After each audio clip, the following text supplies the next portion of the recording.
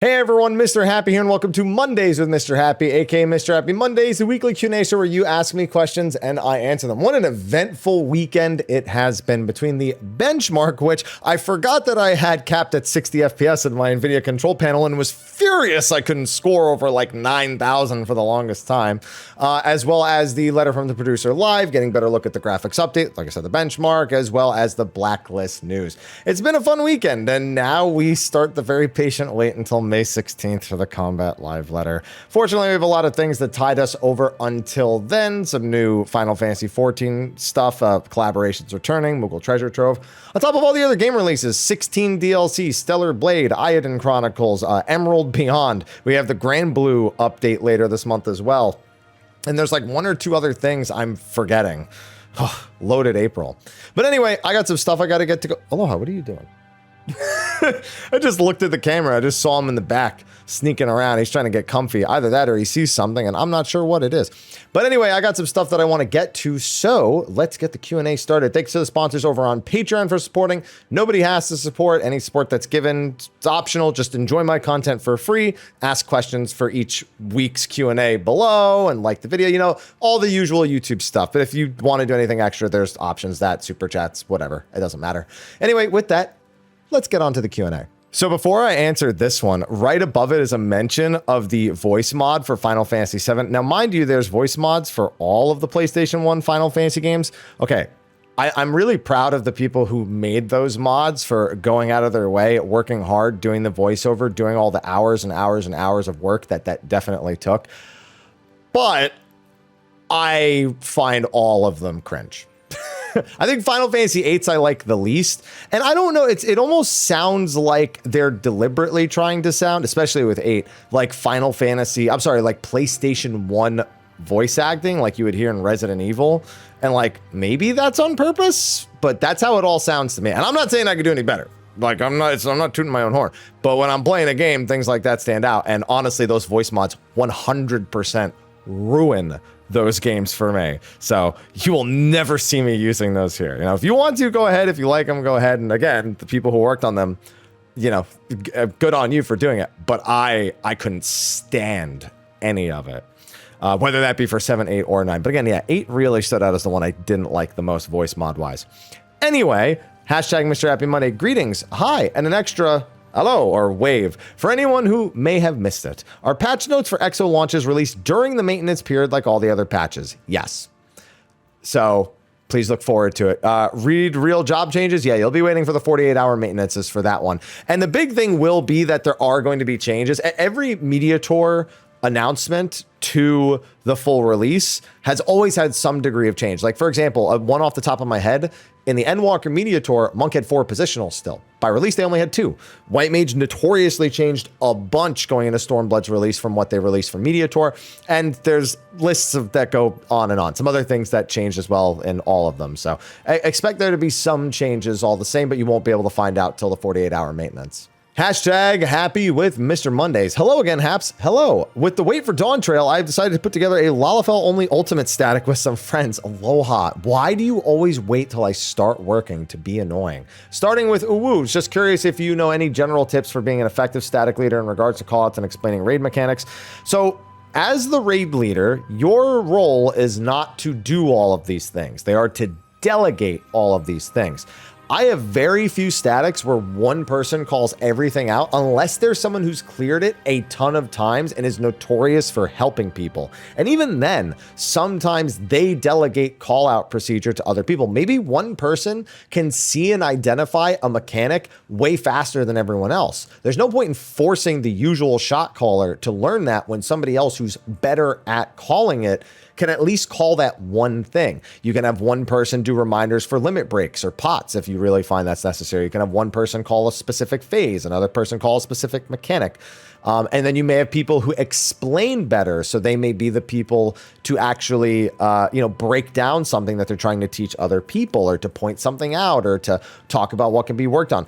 Honestly, the biggest thing is no matter what you do as a static leader, if any of your 8 members are too sensitive to feedback or crumble under mistakes and kind of just give up and get worse, that's going to sooner be a problem than a static leader not being able to properly work around those things. But those are things you won't know until you start actually raiding with the group. So hopefully you can get all those things worked out and they all work out in your favor. Hashtag Mondays with Mr. Happy. Hi, Haps. Hi. I'm looking for a static for the first time since Stormblood, and I've been surprised to find a large majority of week 1 and 2 groups are looking for people with alts for split clears. Last I knew, split clears were pretty uncommon. They are. Has that changed? No. Or did I just check in at a weird time? Very weird. It's so... all of the groups that are really, really, really serious, like top contenders, they are probably doing split clears. And I say that only because taking the hour or so to re-clear if you're in a good group to make sure that everyone on their mains has as much of a gear advantage as possible is pretty common. But what happens is, and what you're likely running into, is somebody hears me say that and thinks that for a group clearing week 1, week 2, whatever, that it makes sense to do from a clearing perspective. It really doesn't, especially with the loot changes we got towards the later parts of Endwalker, where essentially every clear weekly gives everyone all the raid gear that they want. Like if one person needs whatever pieces, you literally can be BIS in your raid gear by the end of a full cleared week. Like, that's crazy, but it is how it is now. So it's really just the upgrade materials. And that's reason number 2 why people do a little bit more split grouping now, is to make sure that they get as many upgrade materials so they're never starved for them on any given week. I still think that's largely unnecessary. You have to get incredibly unlucky for this to even be a problem. And even then, Ultimate, which is the main reason why you would do this, you get a week of doing the hunt to buy upgrade materials before this is ever relevant. So to me, it doesn't really make any sense, not to mention usually the 24-man raid as well you can get upgrade mats from. So it's not that common. I'm not sure where you're looking, but I'm surprised you're seeing it that much at all. What are the norms for split clear alts? Literally, it's like your main copy pasted. That's it. Going into the raid. So yeah, crafted and pentamelds and weekly capping tomes. Like, that's it. Before I answer this one, there's a comment about how I'm, quote, addicted to Star Rail. No, I was getting caught up. I'm now fully caught up after about, I think it was 7 or 8 days of streaming it. And I have my fair share of opinions, but like I got most of the event quests done. I don't have any of the Penacony side quests done, but I have all the main quests done. Man, let me tell you, 2.1, like the story was cool, but it was told so boringly. Just 3 hours of listening to this dude yap, who's not even the main character. And it was the big thing is Honkai's in-game animation. It's like even lower quality than a Realm Reborn, like how characters like interact in cutscenes and stuff. The only time they have a ton of animation is pre-rendered scenes that play during the more crucial moments, which are really cool pre-rendered scenes. But sitting through 3 hours of listening to this dude ramble on and yap about his backstory was one of the most agonizing MSQ experiences I've ever had in any game. So what's being talked about, really cool, but I'm glad to be caught up, and I really hope I don't have to do that more often than like once every major patch. Like, and even then, I would prefer like 2.2, whatever cutscenes you do, don't do that. It's either that or even worse, like a still image for like 15 minutes. I thought I was watching like one of the new Final Fantasy 11 cutscenes at that point. Anyway, on to the question in front of me. Hashtag Mondays with Mr. Happy. How's it going, A? It's going good. Thank you. Hopefully for you too. I have a 16 question for you, nothing story related. They said they're going to buff some of the existing abilities and feats when Rising Tide releases. Are there any abilities you would personally like to see improved? Any idea of what kind of improvements you'd like to see? Honestly, I think less of improvements on some skills and just how strong some of the time stopping skills are. For those who haven't played 16, the ultimate attacks like kind of just stop time or slow it down significantly. And so what ends up happening is you use them to like greatly extend timers or to abuse like windows where enemies are attackable. And it kind of takes a lot out. Like you have to deliberately use skills that aren't those skills like in between to almost make the game more engaging. And so things like Zentetsuken and some of the other signature skills, I almost would want those kind of toned down while they tune up some of the other skills to have more reasonable damage or will damage values. There's none in particular, but that's the biggest disparities between ultimate attacks and non-ultimate attacks because of all the advantages that ultimate attacks bring. Hashtag Mr. Happy Mondays with aloha. Assad, dude, hello. Good to see things are well. You too. Minimum item level, no echo groups have now finished T8 Savage in about 2.5 months. Nice. We've spent about 4 hours going back into there. We're going to go finish it up again tomorrow night. I think I'm one of only a couple of people who's actually done that before. So I had to try and teach it to them from memory. And we actually had a 5% wipe because somebody got hit by a tether with Allegan Field. That's somebody being me, unfortunately. Otherwise, we would have had to clear already. We started T9S this week. T9S, you're going to breeze through, dude. Having trouble finding guides for T9S, only seeing T9N. I know you did a video about the differences for T6. No, I didn't do one for T9. The initial group that I had for Second Coil Savage, at one point during T7, somebody literally dropped comms, left the party, and never logged back into the game, like ever. We don't know why. Nobody was being harsh or anything. It just happened. Like, we have no idea what actually like occurred at that point. So it wasn't until several months later where I went back in and did it on item level. And, yeah, it's I just didn't want to upload it at that point. If you just watch a T9S clear video, honestly, it's pretty obvious what's different. Like, so much so that any video of the clear basically acts like a guide. If you've never done T9N and you've never done UCOB, because honestly, T9S has the most similarities with UCOB Phase 2. There are some more differences on top of that, but that's among the biggest things that you'll notice. But yeah, I just recommend watching a clear VOD for that. Hashtag Mondays with Mr. Happy. Hi, Haps. Hi. Last week, you talked about all the Final Fantasy 9 tie-ins and hints for Dawn Trail. I know the minions, and I heard you say Solution 9, but I'm curious as if you can speak to the others. Okay, so specifically, those are the two main things, but Yoshi P himself has gone on to say, like, take note of, wow, what's with all these Final Fantasy 9 references? There is also, of course, the Arc Mount, which I know you're throwing in there when I mentioned the minions, you know. But that's really all that we actually see are the things you've mentioned. It's just Yoshi P making additional mention that, wow, a lot of Final Fantasy 9 references, huh? Wonder why. Can't say much else. So, you know, take that as you will. Hashtag 11 Mondays until Dawn Trail with Mr. Happy. I got confused. I was like, there's way more than 11 days. What are you talking? 11 Mondays. Hey, hi, how are you? Doing good. Cats, doing great. I know you've stated your favorite series are Final Fantasy, Devil May Cry, and Armored Core. How'd you get into each of them? Final Fantasy, I was at a friend's house watching his brother play Final Fantasy VII. He was fighting Ruby Weapon. That was the first of Final Fantasy I ever saw. Devil May Cry, I rented. Just a random rental. I was like, what's this game? It's like edgy and cool. Devil May Cry 1. Played it. Armored Core, a friend of mine, a friend growing up named George, owned Armored Core to Another Age. That was the first one I ever saw. And I remember because I played Another Age at his place, but I didn't remember that it was Armored Core 2 and Armored Core 2 Another Age. Like, I didn't know there was a difference because I was really young. So I ended up buying Armored Core 2, and the difference, Another Age, in my opinion, is way, way better than Base 2. So it was a little weird for me, but at the end of the day, you know, it got me into the series, and then 3, 4, and, you know, at that point, it's like nothing. Just go, go, go, Armored Core. Hashtag Mondays with Mr. Happy. Well met, Mr. Happy. When it comes to your physical health goals, is there a specific weight you're trying to reach? If yes, what is that number and why? No.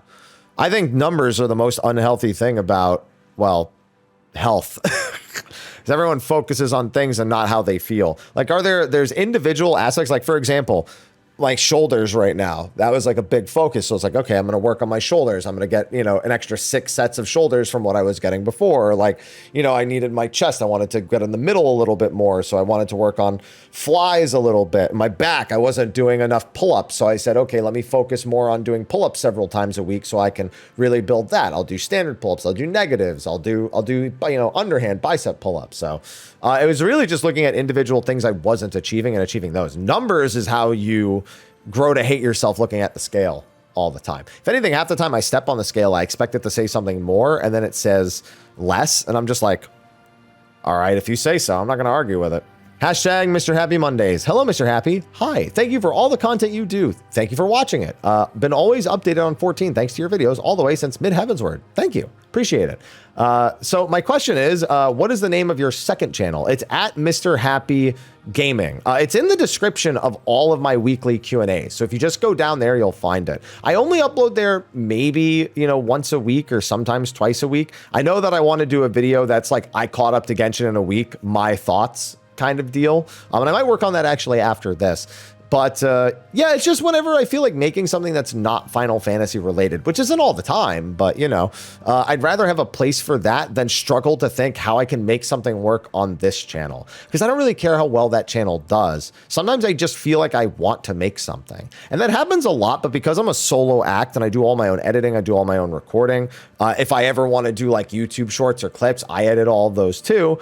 And I see that has to be the case because, if you watch my video from a couple weeks ago, haven't exactly been willing to part with any means of, putting that on somebody else. So that's about the only real downside to like trying to have the separate channels and to maintain them and their different rates of success and stuff like that. But that's all it is. Maybe it's because I'm on mobile, not understanding YouTube can't see within your current channel. It should also be in my channel as a linked channel. Like I have one of my old friends' channels showcased there, but I'm almost certain I have my other one there. But it's in the description of all of my weekly Q&As as well. So if you're ever wondering, just scroll into the description. Hashtag Mondays with Mr. Hapu. Hi, hey Haps, hello. My question is actually about making healers more engaging. I feel like this isn't going to be a question that much then. We've talked about this every week for about a month. It's a concept of making the game more engaging for high-end healers. Your point of choice, spaced heal, and damage loss is very interesting for mid players. Having listened to high-end world prog healers, make them engaged with the job. Once prog is done, that choice will simply be optimized and become part of the constant healing profile. So, you know why I don't listen to people who have already cleared a fight, learned exactly what they need to do every time, and then are complaining that they're just doing the same thing all over again? That's what every job does. You're not special healers just because you're a high-end healer. That's why they want another dot to manage, because they're like, well, if I'm going to do the same thing every time, you might as well make the same thing, more engaging.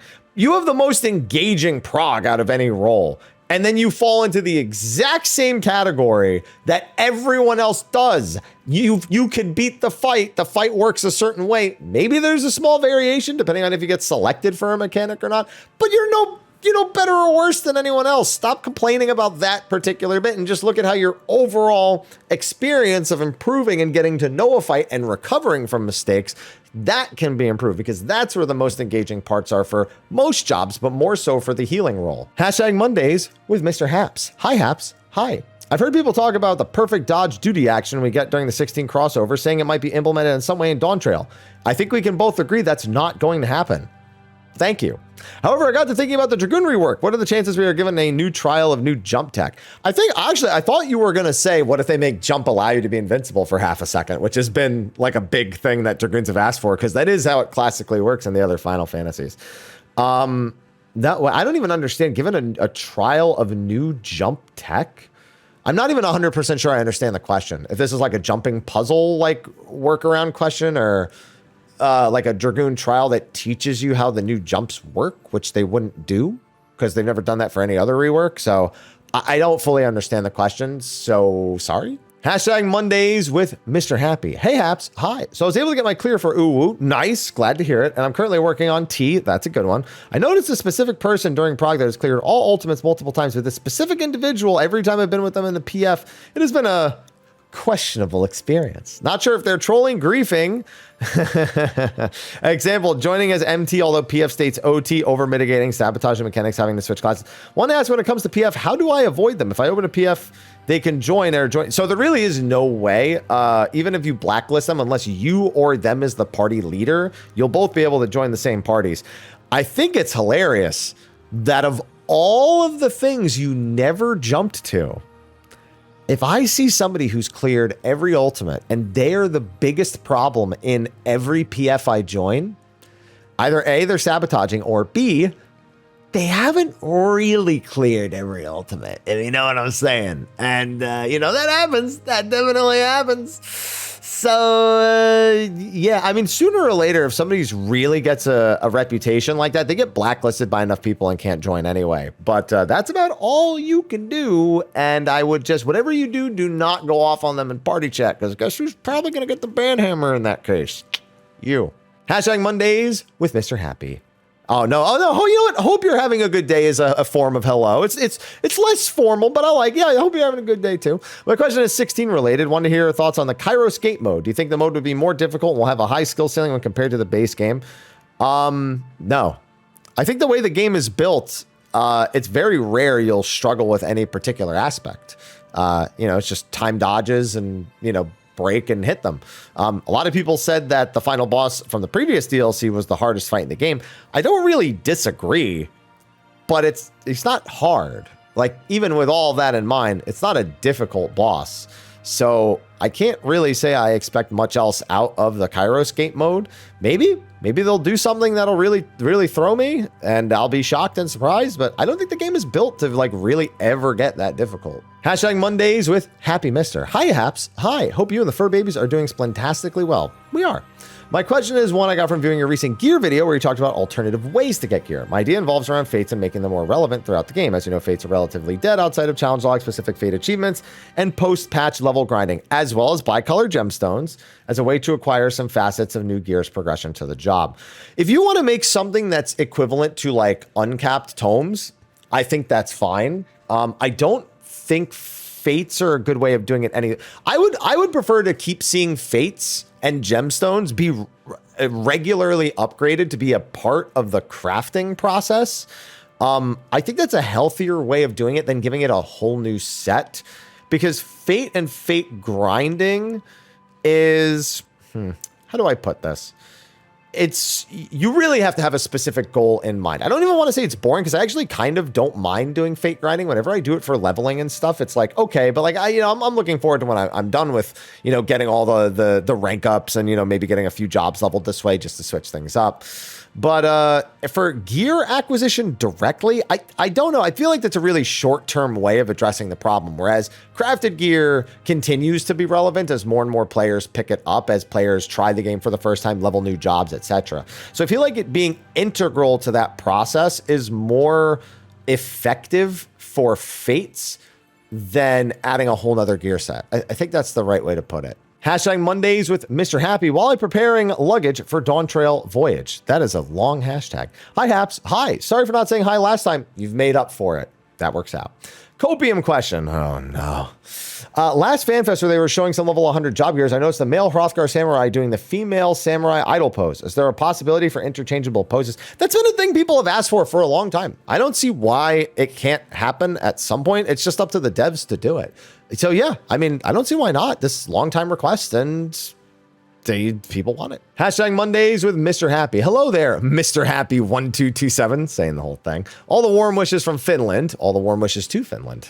I'm sure it's colder there. So I have a question about casual content difficulty and how extreme ties into it specifically. I think it's fair to say that most casual players are still exited, or I think they mean exiled, to at least try, or excited to at least try extremes and where their sort of mid-core content would fall under.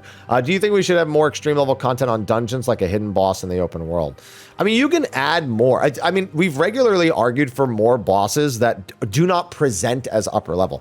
I'm of the opinion, if you are even remotely willing to do extreme, you should feel no problem stepping into Savage. That's my own personal opinion. So, for people who have been playing a lot like me, that's really easy to say, but that's not how it feels to the new players that you're talking about. So there's a lot of us who have openly advocated for more savage bosses that present a difficulty closer to extreme. So you do 6 bosses instead, and you curve the difficulty a little more evenly. Instead of that big jump going into the 3rd and 4th fight, you kind of level that out with some fights in between and give people a steadier flow from extreme into savage. So the answer is yes, but I'm thinking more so in just the confines of the way the game already works, and it's easier said than done to add bosses, well, anywhere in the game. So hopefully we're kind of on the same page with that one, because I do agree, just not adding like a random open world boss that's like of that level, because 300 people are going to show up to it anyway, and then it's going to be kind of a joke. And then for dungeons, we do have Criterion, which is a middle core style content. The Criterion Savage is another level above, but the regular Criterion stuff, very short encounters, you know, just a few basic trash pulls, nothing too crazy.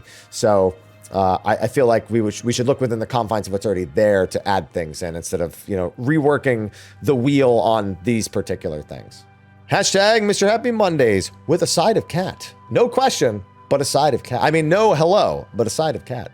I have a minor question concerning Dragoons. Since we know highly skilled Dragoons like Estinian and the Warrior of Light can pretty much indefinitely keep themselves jumping, think it would be possible to see an exclusive Dragoon jump mount in the future you could unlock at level fit? No, the animation team would tell them no. I think mounts actually have to have some sort of model tied to them. Like they're not like, they can't be separated within the game itself. You can't just jump infinitely. That's the amount of dev time to make that happen would be astronomical, and they're never going to bother with it. Hashtag hello, Mr. Happy. Sorry for not saying hello last time. Welcome in a lot of people who didn't say hello last time. I had already forgotten, but I appreciate it. Hello. Hi. With all the different ways of doing UCOB, which has now been beaten with no tanks, are there any groups trying to get Bahamut as low as possible? Honestly, that's just most groups. Like, yeah, like a fresh prog group as low as possible is really only like, you know, 50, you know, maybe 45%. No, there are groups that can get them down to like, you know, a sub 20% as far as I recall. And they're there, but honestly, that's just re-clear groups where people are like, I'm going to keep hitting the boss. I'm just going to do it. Let's just see how low we can get him. Yeah, that's not all too uncommon. Hashtag Mr. Happy Monday. Hello. Hi. It's the first time asking a question after a year or two of watching. Welcome. I was getting some friends into the game recently and remembered when you had talked about how long each of the base game and expansion MSQ took to complete, but I can't recall what video it was, and in searching hasn't turned up anything. Do you recall at the top of your head how much base game Heavensward, Stormblood, Shadowbringers, and Endwalker MSQ take to complete? So Heavensward was about 47 or 48 hours with watching all the cutscenes, doing all the dungeons, but strictly MSQ required objectives. No side dungeons, no random other unlocks, and letting the text auto scroll for all of the cutscenes without skipping. I think when cutscenes alone, it was like about a day. I think it was about 20 to 24 hours in that range. And Heavensward was actually slightly more in terms of cutscenes and took slightly longer to do. I never really got through testing Stormblood and Shadowbringers, but I can tell you what, Endwalker is about 10 hours with no cutscenes if you just skipped everything. It's about 50 hours if you watch all the cutscenes. So Endwalker is really the big one. And that's just 6.0. Not 6.1 through 6.55. So Endwalker can either be the slowest one or the fastest one, depending on how you want to look at it. So there's just a few values off the top of my head. Hashtag Mondays until Dawn Trail with Mr. Okay, it's the other person counted. You're just saying Mondays. I see. Hey, Happy, you doing all right? I'm doing all right. You doing all right? I'm doing all right. I swear during a live letter or an interview in the past, there was mention of creating Unreal style content using older, normal, or savage raids. If there was, it was only a mention of people asking them, not that they were going to do it. And quite frankly, I don't think it's a good idea. I really don't. There's really no place to fit that in that's a good place. And I sincerely doubt they ever do it. Hashtag Mr. Happy Mondays. How you doing? I'm doing all right. You doing all right? I'm doing all right. I think the devs should improve on the consumable item system in the game. Potions and stat boosters are great, but there needs to be more spice. Like if the devs added pomanders from... No. You're just wrong. No. No. I'm just going to move on because you're so very wrong. Wait, potions and stat boosters are already among some of the most influential consumables. They're not going to give you a imagine having to buy summons. This isn't Final Fantasy 11. You can't just do things like this because you want to. If you're going to do things like this, you do them in Eureka and Bosia, and that is the only place you'll ever see anything like this. Hashtag Mondays with Mr. Happy. Howdy, Happy. Hi. Hope your week was well. I'd say so. How would you rank the Devil May Cry games and why? Let's start from the bottom. Devil May Cry 2, ranged combat way too strong. Dante is a moping fool, and the game setting and story is way worse than all the other ones. Followed by that is Devil May Cry 1, only because it's limited a bit by technology as much as I love the Resident Evil style gameplay that it has, because it was originally supposed to be a Resident Evil game. It definitely doesn't have just some of the modern quality of life that the other ones have, or the engaging story and tidbits that the other ones have as well. But it does have some great memes. Devil May Cry 4, I'm going to stick after that. While I do love the gameplay, the bosses, Nero is one of my favorite characters to play. Unfortunately, the second half of the game is bogged down by essentially running through the game backwards and fighting one of the least gratifying final bosses in the entire series. So it gets some points where it deserves them, especially for playing as Virgil later on. But, you know, you can do that in the top 2 contenders as well. Following that, you have Devil May Cry 3, which you could argue is 1, and honestly, they're interchangeable to me. While certain versions of the game have all the quality of life necessary to enjoy it to the fullest, specifically the Switch version, you can mod in stuff that really helps with the PC version, or at least I thought you used to be able to. I don't know what's been going on with Capcom lately. However, for me, it's one of the most enjoyable versions of Dante. The gameplay system is incredibly engaging. The bosses are some of the toughest that the series has ever had, both due to a fault of the game's original release, as well as some of them just being generally well designed to the point where they're just more challenging than the rest of the game, especially a lot of the Virgil bits. And it has one of the most satisfying beginning to end story bits of all of them, except for my number 1, Devil May Cry 5, which feels like the perfect tied up bowstring for the entire series. Includes great gameplay, even in the character people like least in V. I still think they brought something pretty interesting to the table, even if it is the worst of the 4 options if you include Virgil. It's just impressive to see what they did with that game, and it's too bad to think what they could have done if they had actually developed a little bit more to it. I know a lot of people are looking forward to the potential Ladies Night DLC that was rumored because of a name that was found in the files, but alas, it doesn't look like it'll ever truly be, even though I'm not unconvinced that they were actually planning that originally the whole time. Hashtag Mr. Happy Monday. Hi, Happy. Hi. 7 question. I thought it said 7 questions. Patiently waiting for the PC version of Rebirth. I wonder if Rebirth is the same story as Remake. Wait, what? Yeah, it's a sequel to Remake, if that's what you mean. Should I go play Remake first? Yes. Yes, you should. Definitely. Hashtag Mr. Happy Monday. Appropriate time of the day greeting. Thank you. And back to you. 2 questions for you today. First, regarding the scales balance mechanic in the last fight of Aglaya. Personally, I think this is a poorly thought out mechanic, allowing one person to... So it's not one person. It actually needs to be 2 or 3 people that screw it up. However, if it's on a perfectly balanced moment and one person switches, then yeah, it falls apart. I think that's what gives it its charm, and I wouldn't change that in any capacity. Like, you want things that can make for really memorable moments like that. And if it was so easy to fix and lock in, then we wouldn't have some crazy, hilarious, funny stories to tell expansions from now. So, not to mention, you just don't ever see scales anyway, so now it's a non-factor. Second question, I remember you saying you were thinking of putting out a speed leveling guide for folks that want to do Viper Picto. That I am going to do, and I'm going to start working on that this week. It might not be done this week, but I'm going to start working on it this week. Hashtag Mondays with Mr. Happy. Hey, Apps, how's it going? Softball question here for you. Who's your favorite character so far in HSR? I don't really have a favorite. I genuinely don't. I took a week to play the game, and I didn't... Okay, you know what? Here's the thing. I don't really have a favorite. Like, I'm like, oh man, that's my... But let me tell you. Topaz? I don't think I need to say anything else. Hashtag Mondays with Mr. Haps. Hi, hello. Hi. An odd question. I think we can all agree that playing at lower levels sucks. I don't mind it most of the time. It depends on the job. Assuming we don't get any substantial changes to how abilities are granted when you sink down, what is one ability from any job you think should be unlocked earlier to help alleviate the problems? Gap closer on Paladin is one. I think melee's getting an AoE at an earlier level would be a really good idea because you're really, really hamstrung by melees at the really low levels. I think maybe you could do a lower level version of Holy and like those skills, like Art of War, like do a lower level version for all the healers as well. And honestly, I think that's it. I think that's the thing that sucks the most at low levels is feeling like you just can't deal with groups of enemies that effectively compared to the higher levels. So it takes a, like, when I think of like high level monk in dungeons is so much fun. High level bard is so much fun. Some of those things translate to the lower levels, but for a lot of jobs, nothing translates to the lower levels. So I think that's probably the main thing I would look at. Any sort of AoE, or in the case of Paladin, gap closer, being made available earlier on. Hashtag Mondays with Happy Mister. Sup, Paps. Hello.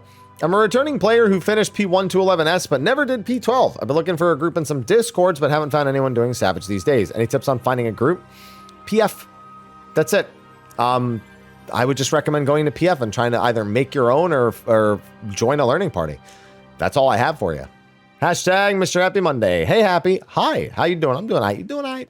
I'm doing all right. Got a real quick question for you if you don't mind. Recently got an Aerox 9 mouse because I wanted to learn keyboard and mouse because Astro is getting reworked. Trying to figure out should I keep trying to learn or not. Right now I'm having a decent amount of pain in my mouse hand with just the left and right clicks from moving the camera.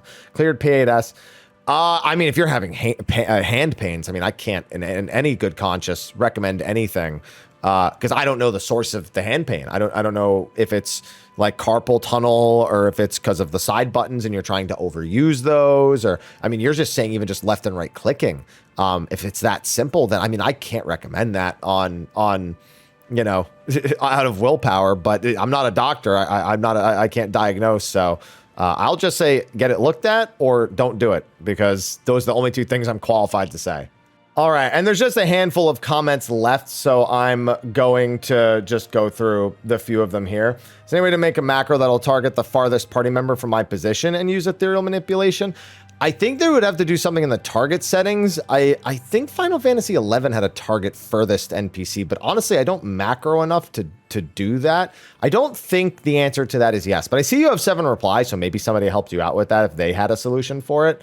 And then there were a few other things that I didn't really know if I could answer super well. There was somebody talking about classic Final Fantasy mod questions, and they brought up all the cheats for like Final Fantasy IX and stuff. I have a major problem with Final Fantasy IX's cheats, specifically the speed up one. The game is way too slow and the speed up is way too fast. And it's terrible. I can't believe that they could only come up with the 2 extremes for that game, and you have to constantly turn them on and off just to make it tolerable. I'd rather there just be like a 2 times speed and not a 18 times speed or whatever the hell the Final Fantasy. It's probably 4 times speed for Final Fantasy IX. But yeah, that one in particular is the only reason why I recommend going with something like Moguri, because I think Moguri has the ability to do more tempered speed up options. It's been a while since I've looked at it though. So that one's a bit tough for me. But yeah, I mean, you could also just turn on all the cheats, turn it on max speed, and then just blast through the game if you really want to play it. Like, you could do that if you really wanted to, but I was looking for more of a middle ground to actually, you know, play the game. There was a question about hairstyles. I don't even have the esthetician unlocked. I shouldn't be answering any question about hairstyles because I don't know. Do I think that they're not doing more because long hairstyles clip? Maybe, but I haven't seen them clip because I don't ever use them.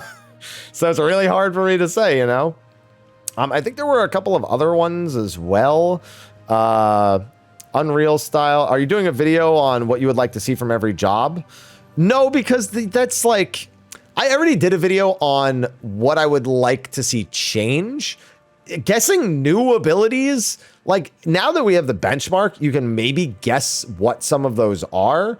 But even then, you can't get that creative because there's really not a whole lot of indication on most of them. Somebody asking for advice about what to do when looking at your hotbars, or that you rely on looking at them. I mean, like anything else, you have to practice not doing it. Don't feel bad about glancing at your hotbars once in a while. Like, don't feel like you have to perfect not looking at them. But I mean, the only way is to practice not looking at them, whether that be hiding them and memorizing where the skills are, or shrinking your UI so they're not like mine, where mine are like super prominent, like in the middle bottom of the screen. Like, move them way out of the way, go for like a minimalistic approach, and then just focus on muscle memory. You could do those things, but you know, that's no matter what, you're gonna have to practice. It's just about finding which practice method actually works most. But don't feel bad about like glancing over to them if you want to like double check something, or you've got a few seconds to think about what you're going to be doing over the next 30 seconds or so, and how you're going to go into the next section. Someone says they're going to be moving to Japan. What data center should you play on? I have no idea. I don't know anything about playing over in JP. I don't even remember what server the OCE people used to play on. Yeah, I'm trying to remember, but I don't even know that. I know a bunch of people who just stay on NA and deal with the ping, but I listen, I play with under 10 ping. I am not a valuable opinion on this one. And I think that might have been the last one that I kind of scrolled past and kind of left for the end. I'm just quickly scrolling through real quick to see if there's anything else I forgot, but I don't think so. There's just like a few comments at the bottom as well. There was nothing to manage with the Nokia, and it was a button. You drop it, you get slapped in the face. Now you drop it, it's a slap in the wrist. It'll be a dungeon on a boat. The mobs come to you. Since we're going to space housing, I don't know if you want shinies. Most of Final Anima looks that way. Okay. I'm not, I guess they were just giving their own versions of the answers to the questions. That's fine. Savage releases changed slightly during Endwalker. Wait, what?